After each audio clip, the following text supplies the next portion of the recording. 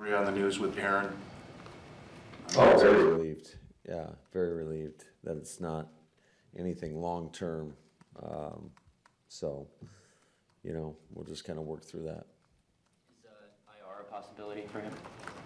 I don't believe so. But Thursday, no chance Thursday though, or? Do you want me to give you the whole plan? Preferably. I know you do. Yeah, I mean, it's highly unlikely. Matt, what went into the decision to get rid of Dallin? It's one of those tough decisions that sometimes you're faced with. I think just the injury situation certainly has not helped us with a lot of guys going down, and definitely appreciate the contributions that he's made over the course of 2 years. And some of it doesn't even always show up on the field in the stat sheet, just what he meant to that room and helping change our culture and bringing a mentality to teams. How much did the first play of Sunday's game play role at LaFleur? Zero. Nothing. Matt, what's the luxury of bringing someone in like Patrick that obviously has the knowledge of the system to shadow with Dylan now? Yeah, well, you just said it, right? It's just his familiarity with what we're trying to get done. He knows the intricate details of not only why we're trying to get it or do what we're doing, but how to do it. And then he adds a lot of value on teams as well. So he's a guy that we can rely on in any situation, in the run game, in the pass game. Certainly he does a great job of protection as well. So, and I think the guys were jacked up to see him. How much silent count stuff do you still do, and how do you think you fared with it in Atlanta and Las Vegas? I mean, we still work it. It's just it's hard to get the real speed of it. It's something that we do all the time, and it wasn't. We also used it obviously in Denver. Every road game you use it. So, it's an added challenge, I would say, when you're not getting those reps full speed. But it is what it is, and they had to go through the same thing when they played here.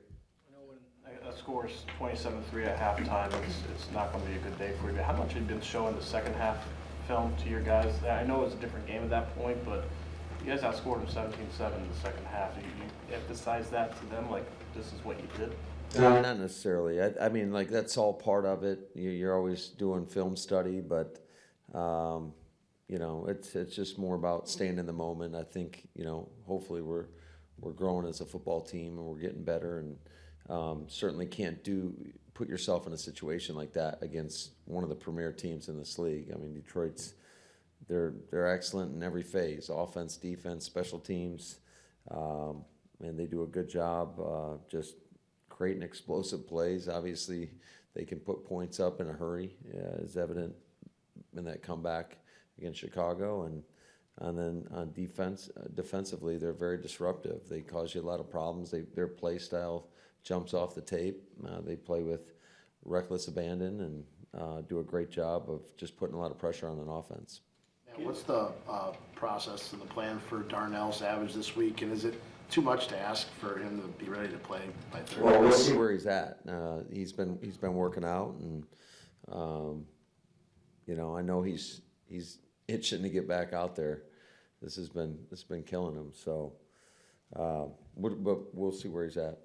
Gibbs has taken on a lot more of a featured role for them since the last time y'all faced the Lions. Just what sticks out looking at him on tape and what he's done the last few weeks? He's so dynamic, not only as a runner, but he can run routes and catch the ball out of the backfield. That's one of the things that you loved about him when he was coming out in the draft.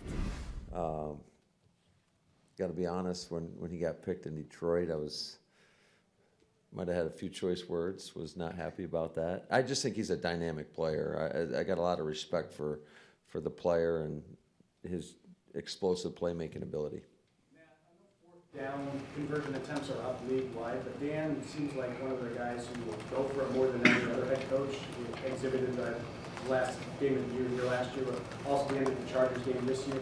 When you know you're going against a team whose coach is that aggressive, does that change anything you do, change anything you prepare your defense for? Yeah, you just got to be ready for that in all situations, no matter where they're at on the field. So Certainly, you know, as soon as they cross really anywhere on the field, like I just said, I said you got to be ready to defend 4 downs and then have a 4th down call on the tip of your tongue, so that as soon as 3rd down's ended, if it's a manageable situation, know that you got to spit out a call and get it to your defense.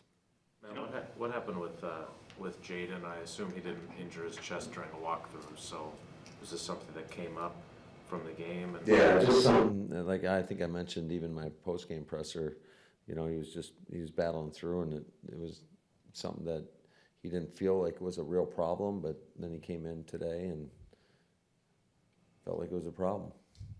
I know both teams are different since week 4, but how's your offense gotten to from where it was that night to where it's now? I mean, it's like night and day difference, it seems. I don't know.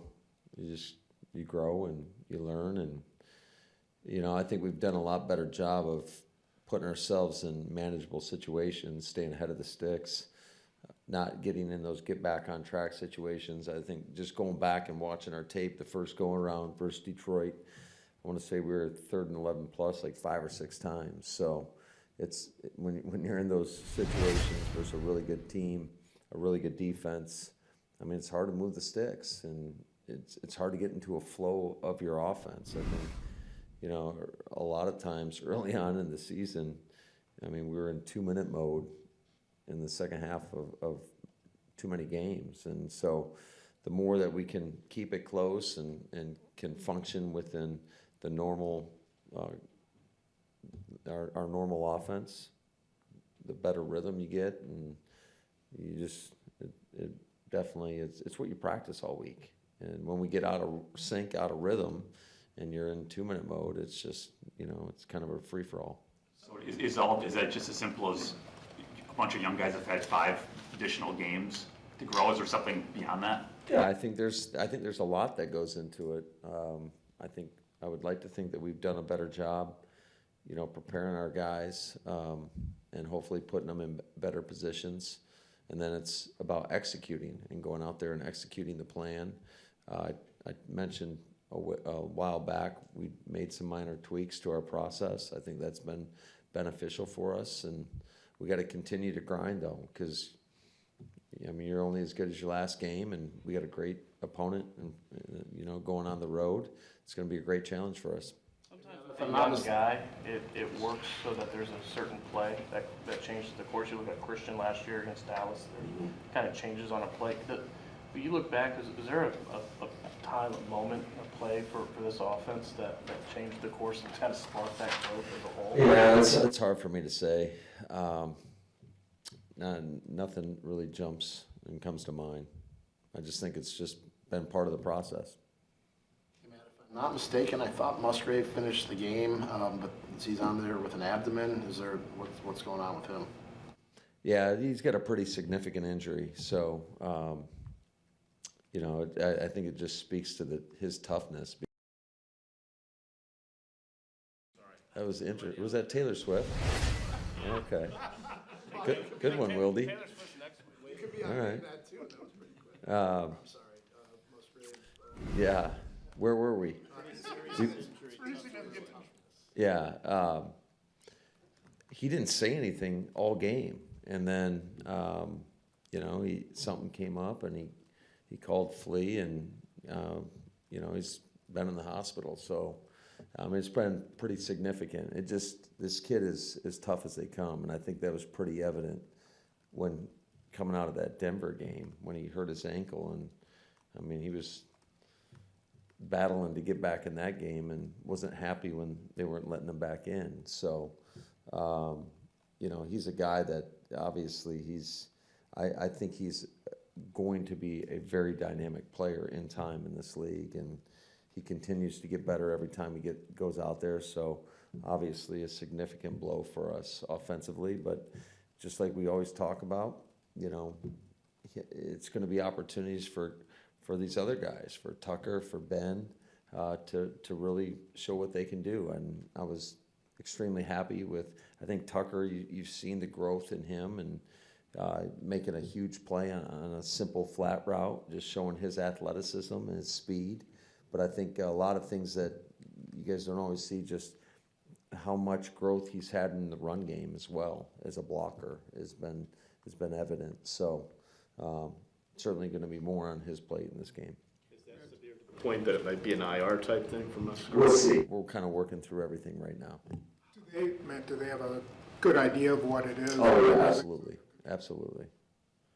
I don't know if I've forfeited my right to ask questions now, I but think you have. he's out of the hospital now. To my knowledge, yes. I mean, we've been going through meetings all day, but yes. But yes, certainly it was a, scary situation. His situation notwithstanding, if you look at all 5 of your young receivers caught at least 1 ball on Sunday. Malik had a nice block too. We know the other plays those guys made. You just talked about Tucker. How much different is it? I've lost count of how many times you said it takes all 10 around Jordan. It's not just Jordan. How different do you think your offense is based on what all those guys are now doing as opposed to the kind of challenges they felt early? Yeah, I just think with anything, the more reps they get, the more confidence.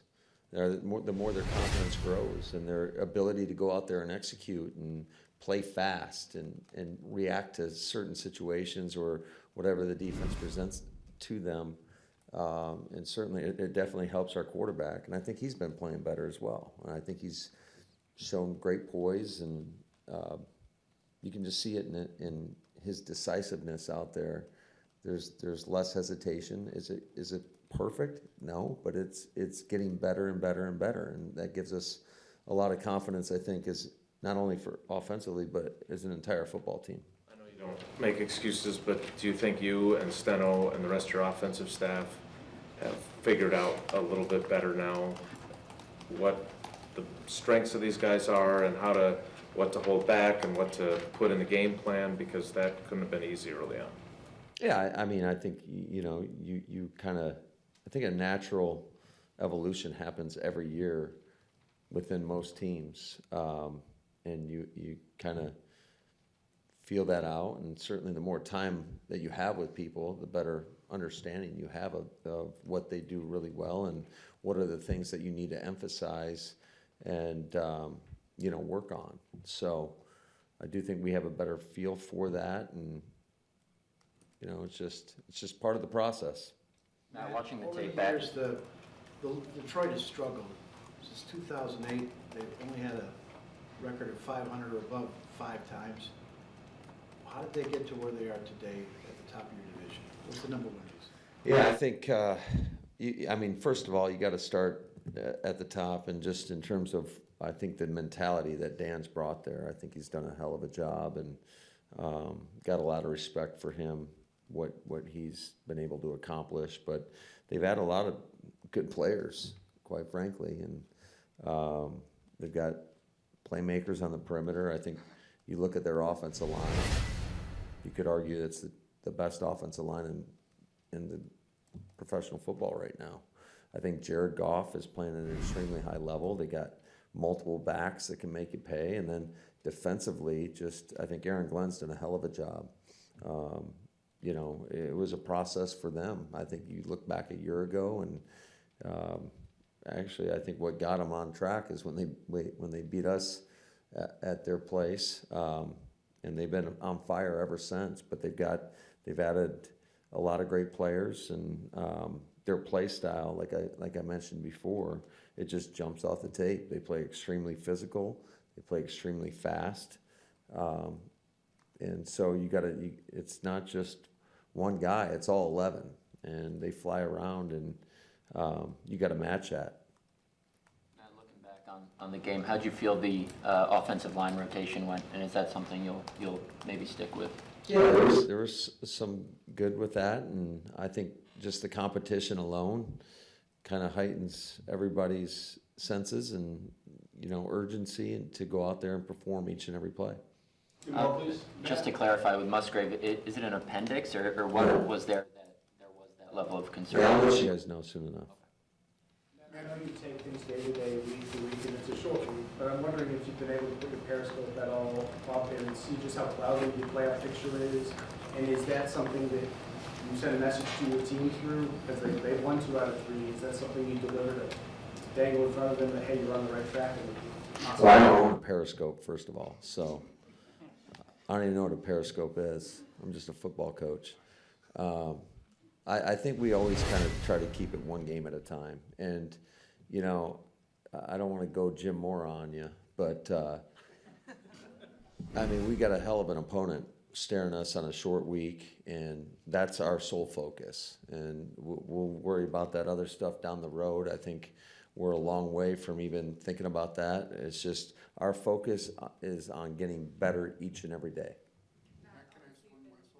So you have these 17 guys on the injury report, and Is that I guess- really? I can't count that high, so, okay.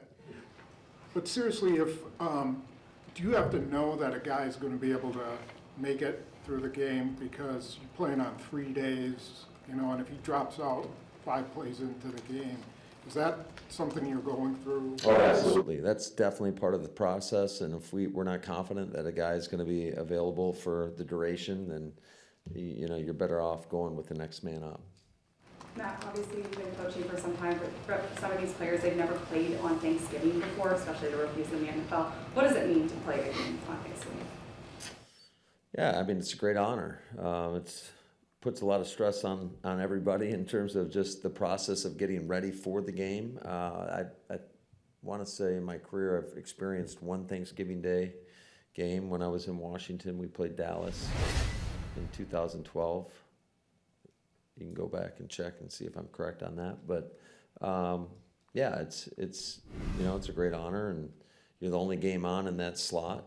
And I just remember growing up, especially in Michigan, watching every one of those Thanksgiving Day games at my grandparents' house, and you know, everybody's glued to the TV set. So it is a great honor. It's great to be going back to the state I'm from, and hopefully we can spoil their Thanksgiving Day.